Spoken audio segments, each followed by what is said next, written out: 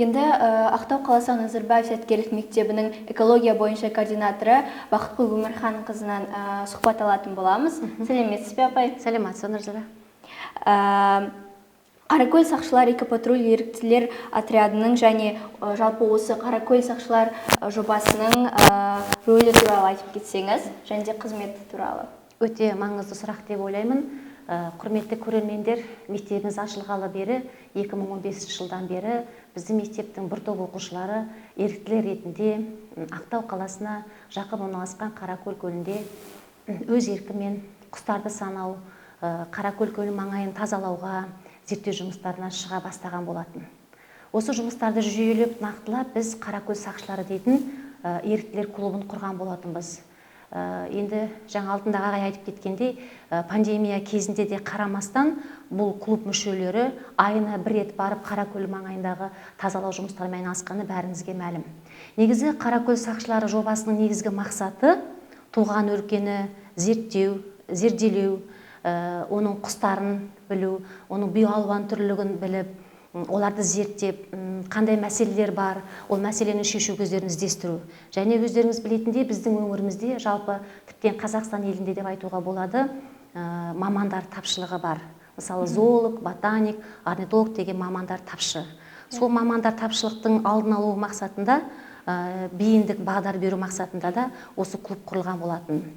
Себебі биология пәнін жақсы көретін, болашақта биолог маманы болам деген, биолог мұғалімі болам деген оқушылардан біріктіріп, қазіргі таңда өздеріңіз білесіздер, 100-ден астам оқушы бізде эколидер клубының активті белсенді мүшелері.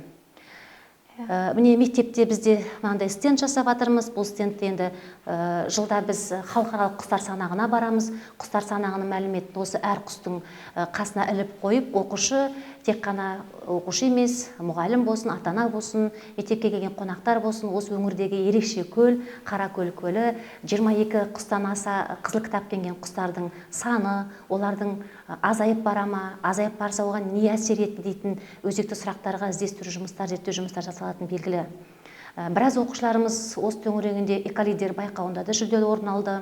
Оқушыларымыз акиматқа да Қаракөл көлінде арнайы мұнара орнатуды ұсынған болатынбыз. Ол сұрақ әлі ашық.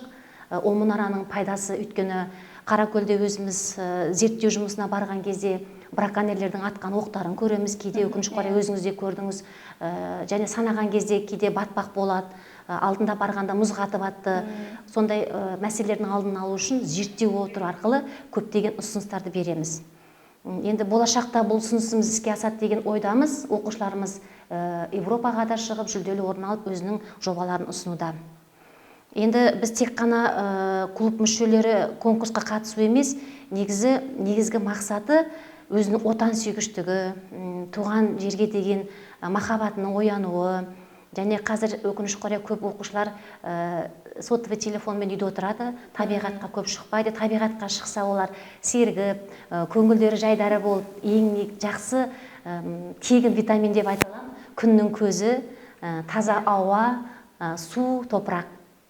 Далаға шыққанда балалардың көкірегі оянып, құстардың дауысын естіп, біреу оны көріп сурет салу мүмкін, біреу арнайы өлең шумақтарын шығару мүмкін, біреу ғылыми зерттеу жұмысын жасауы мүмкін. Әр оқушының өзінің қабілетіне сәйкес, жүрек қалауына сәйкес өзін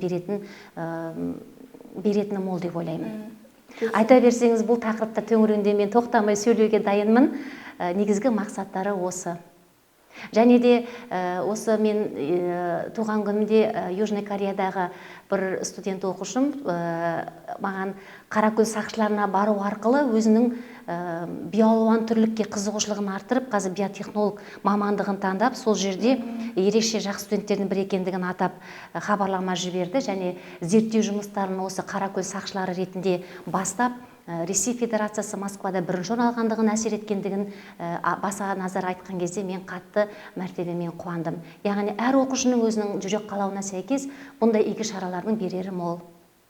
Толықтай сізбен келісемін. Сізге рахмет. Енді бүгін 2 ақпан дүниежүзілік сулы батпақты алқаптар күніне орай өзекті мәселені қозғап отыр екенсіз. Сіздің жобаңызға сәттілік тілеймін. Алдында аққуларға нанды беруге бола ма болмай ма деген мәселе сұрақты айқындадыңыз. Бүгін Қаракөлдің бүгінгі жағдайы және болашағы жайлы сұрақ талқылап отырсыз. Осы мүмкіншілікке пайдаланып, жақында өзім Алматы қаласынан келгем. Сізге мынандай открыточканы мүмкіншілікті пайдаланып бергім келіп отыр.